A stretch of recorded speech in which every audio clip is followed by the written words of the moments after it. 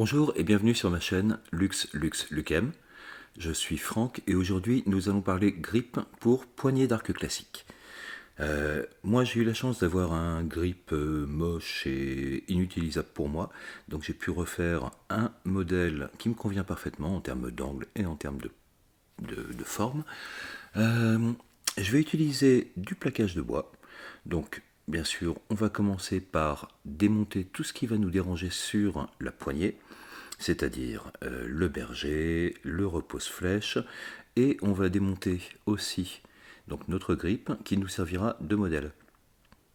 On n'est pas obligé d'avoir un grip modèle à la base, on peut le faire au fil de l'eau en réalisant son propre grip, en le faisant un petit peu plus large, un peu plus épais que ce qu'il nous faudrait à la base, et après on n'a plus qu'à refaire la forme, et on va voir tout ça. Donc on commence par prendre les formes de la poignée. Donc on a besoin de la courbe intérieure de la poignée pour faire la partie centrale de notre grip. On marque bien le début et la fin. On va couper notre forme et on va faire des petites languettes. Les petites languettes, ça sert majoritairement à pouvoir plier le papier facilement. Donc ces petites languettes, on les fait au ciseau et on va pouvoir appliquer notre forme sur la poignée en s'aidant de scotch de peintre pour pas laisser de marque. On appuie avec l'ongle et après on repasse avec le crayon et on a notre forme générale pour pouvoir travailler. Donc ça, une fois que c'est fait, on le retire et on va pouvoir le recouper à la bonne taille. Et ça nous servira à faire les deux côtés du grip. Les deux côtés du grip, le grip se fait en trois parties. Une partie centrale, puis les deux côtés. Voilà, donc là, on a cette forme qui est donnée. On a aussi besoin de la forme générale du grip.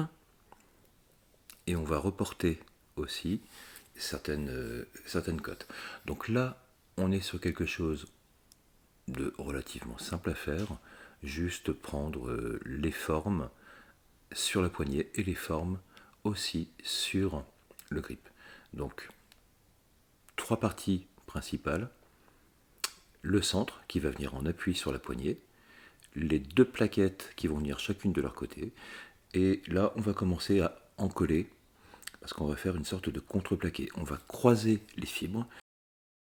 J'ai choisi d'utiliser deux bois très différents, du noyer d'Amérique qui est très foncé et du hêtre qui est très clair, juste pour avoir des couleurs de contraste.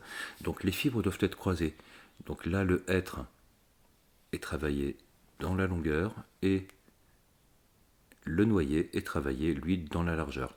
On fait vraiment le principe d'un contreplaqué pour avoir un maximum de résistance mécanique. Une fois que tout est encollé, qu'on a fait nos différents paquets, là c'est une plaquette latérale.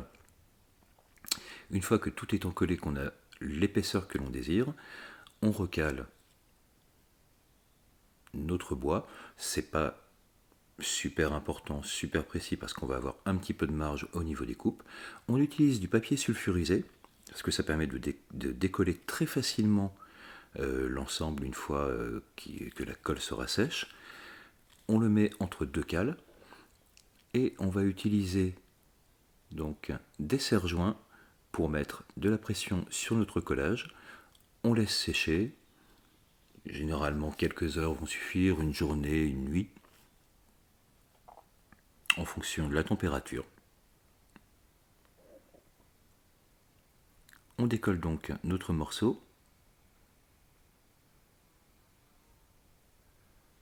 et on va pouvoir commencer à donner une première forme. Donc là, j'avais déjà reporté la forme générale d'une des plaquettes latérales avec le guide qu'on avait créé tout à l'heure.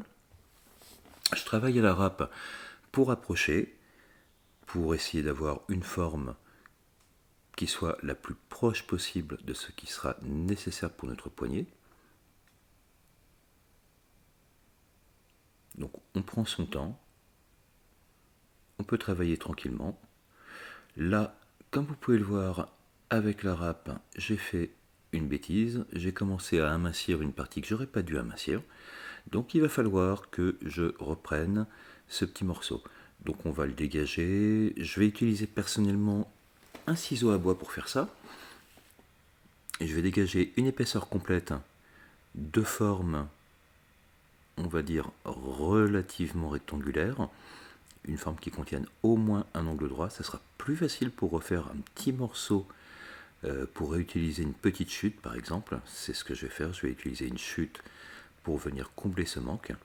Donc une fois qu'on est bien à plat, que l'épaisseur de la défonce est la même partout, à ce moment-là, on va pouvoir présenter une petite chute qu'on a remis elle aussi à angle droit, au moins sur un côté, enfin sur un angle. On va en coller, mettre un serre-joint et on attendra une nuit pour pouvoir recouper et remettre la bonne épaisseur de bois.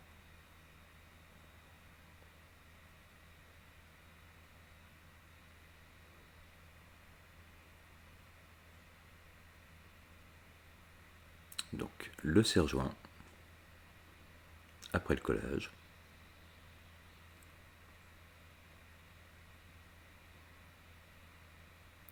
Donc là, notre plaquette est réparée, j'ai recoupé, j'ai remis à épaisseur. On va pouvoir continuer de travailler.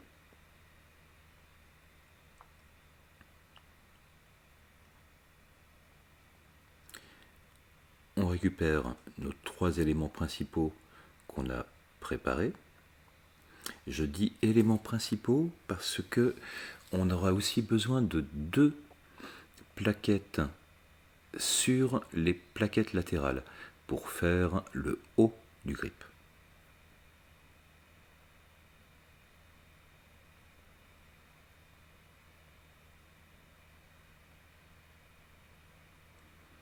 Donc on va commencer par couper ici l'intérieur, enfin la partie qui viendra à l'intérieur du grip, celle qui viendra en contact avec la poignée.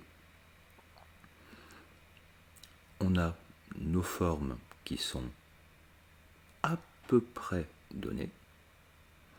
Et là, on voit déjà qu'on a un début de grip. Les 2 petites plaquettes additionnelles vont permettre de recréer l'épaisseur nécessaire au haut du grip, celle où vient se caler le pouce et l'index. On présente sur la poignée pour avoir une idée un peu plus exacte de ce que nos formes vont donner, et aussi pour marquer le positionnement, parce qu'il va falloir qu'on arrive à coller cet ensemble. Une petite astuce, ne jetez pas les chutes que vous allez obtenir en faisant vos coupes, gardez-les, en particulier celle qui sert à la partie centrale en appui sur la poignée. Elles vont nous servir quand on va travailler avec l'étau. Ici, j'utilise une petite technique très simple qui consiste à mettre des petites pointes, à les couper en laissant dépasser très légèrement. Comme ça permet d'appliquer le grip et de ne pas avoir de glissement quand on va coller. Donc les pointes ont laissé des marques. Ces marques seront facilement retrouvables juste par rotation légère quand on va présenter pour le collage.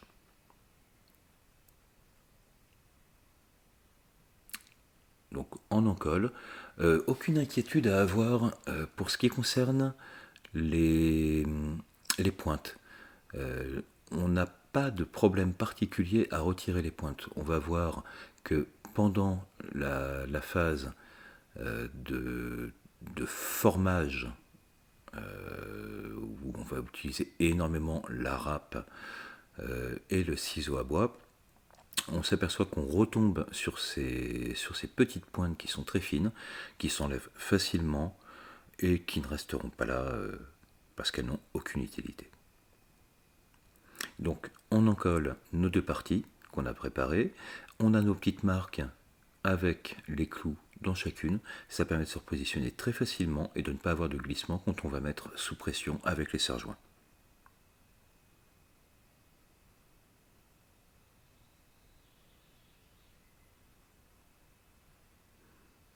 Donc là, on va encore attendre une nuit.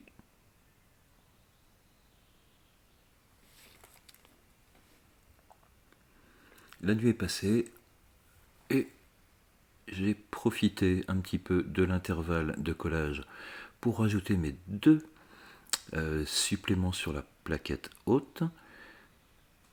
J'ai rajouté aussi une petite épaisseur sur nos plaquettes latérales, sur l'avant, pour avoir un tout petit peu plus de matière sur l'avant donc de notre futur grip.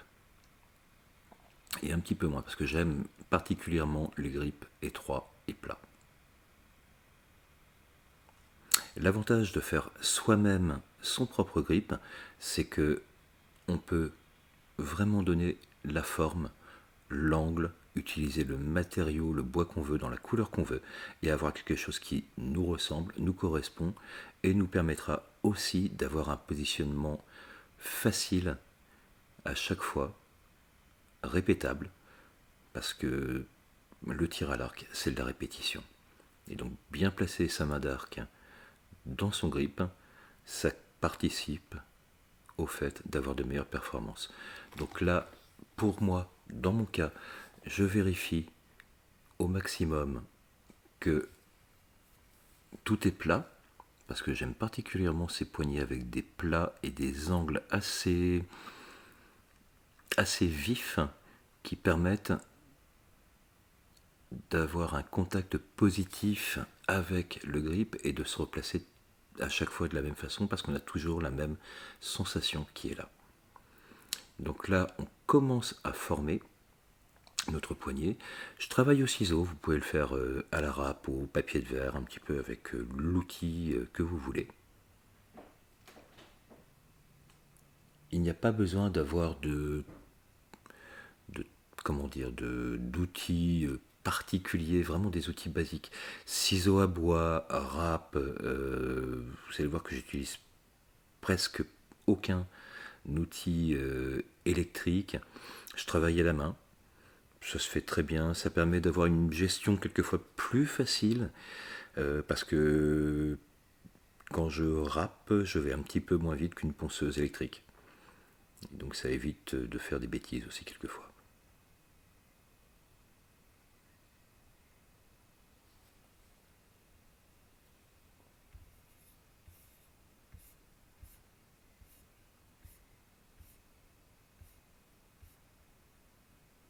Donc là, on remet un petit morceau, une petite chute dans le grip pour ne pas écraser, pour ne pas décoller ou déchirer le bois avant de le mettre dans l'étau. C'est pour ça que je disais tout à l'heure qu'il fallait bien les mettre de côté. Ici, une râpe queue de rat pour donner la forme générale. Ensuite, une demi-ronde. Voilà, il ne faut pas un gros matériel pour réaliser son propre grip.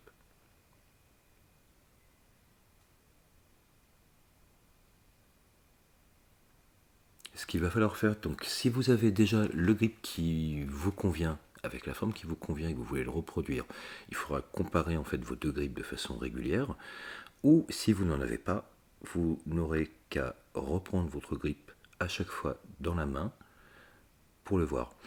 Ici, la petite plaquette qui sert sur les poignets Hoyt, si on veut déplacer son grip plutôt à gauche, plutôt à droite, je m'aperçois que ma plaquette ne sera pas utilisable parce que je suis un petit peu trop étroit sur mon futur grip. J'en profite pour marquer sur le grip les hauteurs de poignet, enfin l'épaisseur de la poignée. Ça va me permettre d'avoir quelque chose qui se fond beaucoup plus dans l'arc au global, d'avoir une fusion entre le grip et la poignée. Donc là, je reprends avec une râpe assez grossière la forme de ma poignée, ce qui sera un de mes points de contact. Donc là, il faut y aller en douceur, ne pas hésiter à reprendre son grip, le tester et reprendre sa râpe. C'est plus facile d'enlever de la matière tout doucement que d'en rajouter. Donc il faut y aller en douceur, progressivement.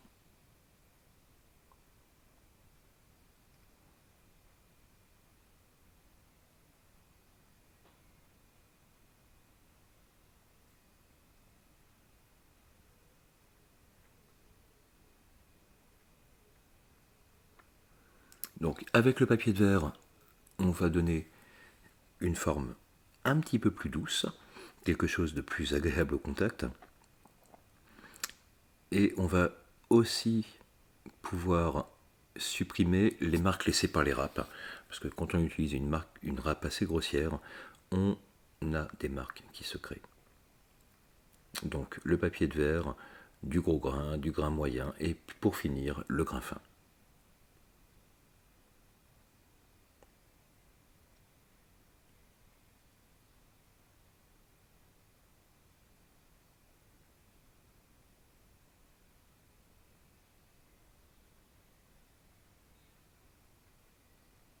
Donc on passe un petit peu partout, partout où on a des marques laissées par la râpe, partout où on a besoin de venir ajuster un petit peu nos épaisseurs, nos formes.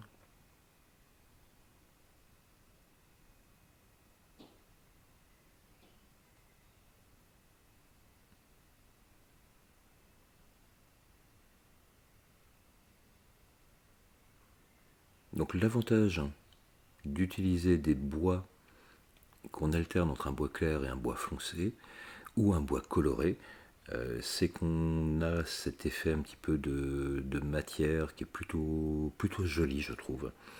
Donc là, on reprend la petite plaquette intérieure qui sert au calage de la poignée, donc sur le latéral. J'ai besoin qu'elle soit un petit peu plus fine que l'original, donc je vais retaper dans mes chutes.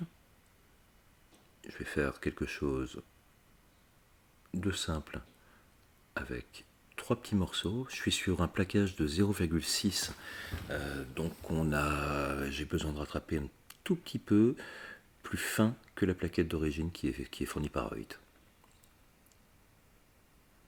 Donc, même procédé, on en colle, on met le papier sulfurisé pour que ça ne colle pas, on met le tout sous pression avec les serre-joints, on attend que la colle ait terminé de sécher,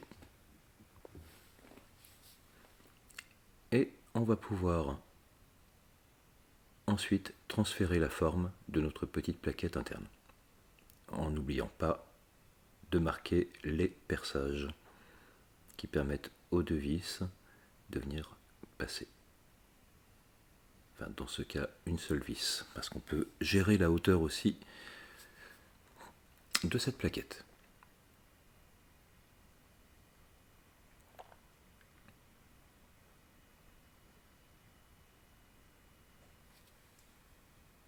Donc, moi, là, sur ça, je vais travailler dans mon étau à bois avec un rabot.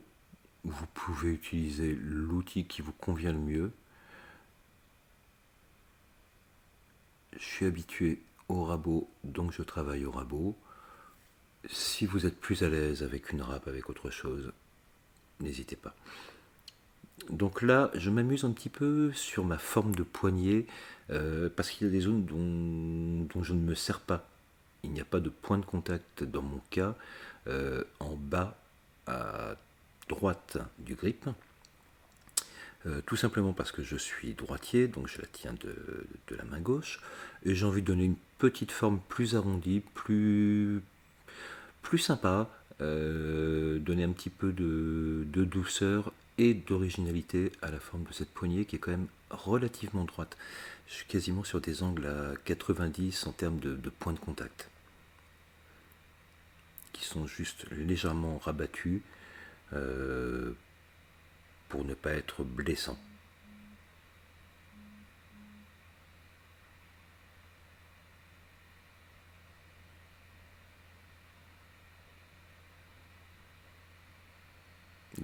là je travaille au ciseau pour donner cette forme. Je terminerai cette forme avec du papier de verre, parce qu'au ciseau on fait des plats. Donc là la deuxième partie de ce petit arrondi purement esthétique, qui n'est absolument pas obligatoire.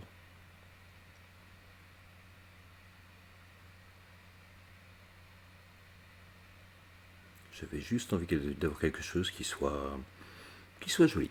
Donc perçage de la plaquette interne, de la plaquette de calage, utilisation d'un outil électrique pour une fois, la perceuse,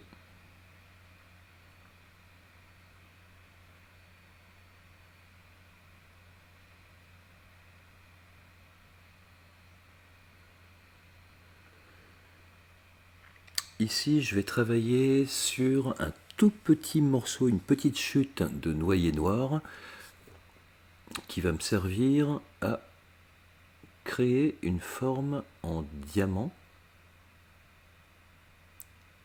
donc un losange que je vais retravailler ensuite.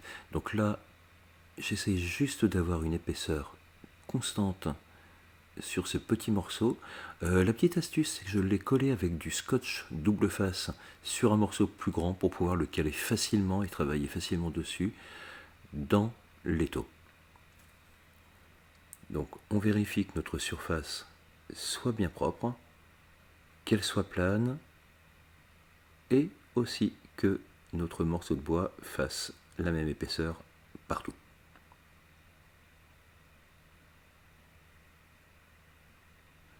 Donc avec des limes de précision, là une lime triangulaire, je vais créer un motif qui me permettra d'avoir une sensation, un contact positif qui me permette un replacement permanent de ma main, toujours au même endroit. Et ça vient en complément donc de la forme plutôt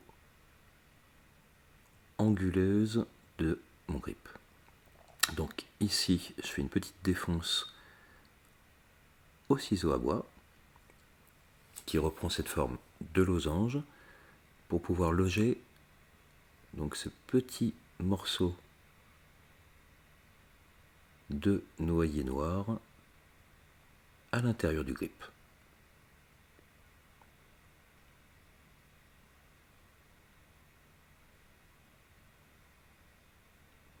On n'a pas besoin d'être super précis sur la hauteur en question.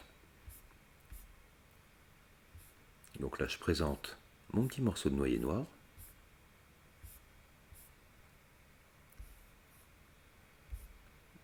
J'ai préparé mon grip en mettant du scotch de peintre parce que là, je vais utiliser de l'époxy pour pouvoir coller mon petit morceau de noyer.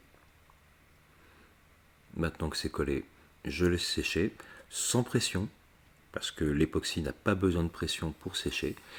Une fois que c'est sec, on se replace à l'étau et on va enlever tout ce qui a pu venir sur notre grip, toute l'époxy qui n'est pas nécessaire au maintien de cette petite pièce.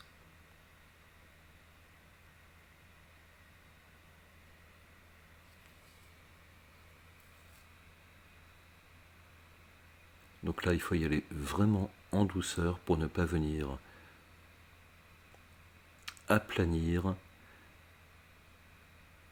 le petit motif qu'on a créé avec la lime de précision.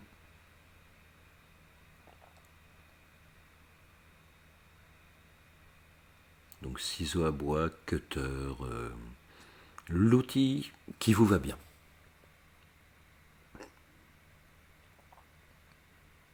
Donc on fait aussi les perçages sur notre futur grip.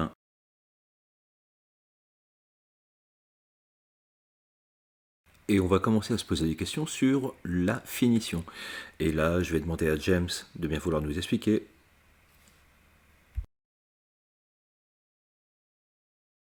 Homemade boiled linseed oil. What love really smells like. Which is boiled linseed oil. Knife. Now for the finish, of course, this is this channel. We're going to do boiled linseed oil and paste wax.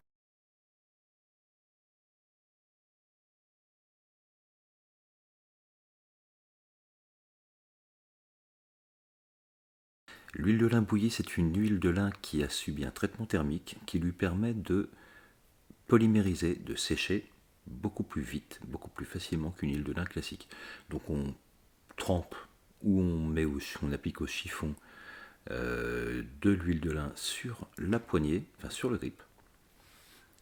Notre grip qui va s'imbiber d'huile de lin. Donc on laisse s'égoutter tranquillement notre ensemble. Et une fois que notre grip aura bu en quelque sorte l'huile de lin, on enlève l'excédent.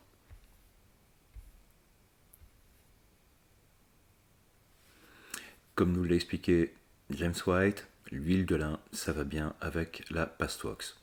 La paste wax, c'est quelque chose de très simple à faire soi-même. C'est un mélange qui est composé d'huile de lin bouillie et de cire d'abeille.